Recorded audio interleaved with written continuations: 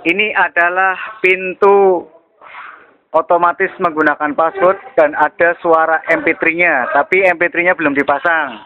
Nah, kalau nanti kita tekan menggunakan password seperti ini misalkan, nah nanti pintu akan terbuka secara otomatis. Nah, atau bisa menggunakan remote. Kita coba menggunakan remote, kita kunci kembali. Di situ ada tulisannya.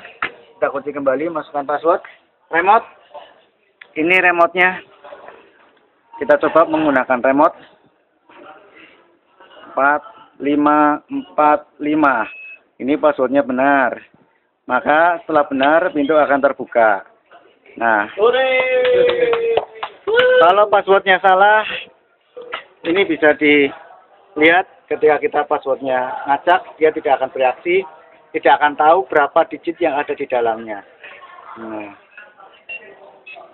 password salah, kita ulangi. Ini untuk membersihkan. Jika kita sudah ngetik terus salah, kita bersihkan. Ini kalau kita salah,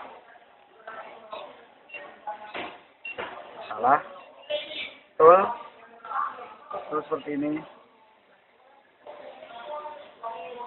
Aku udah tolong sih. 4. Ada suku. Oi, men salah pekerukupan sirena Pak siapa?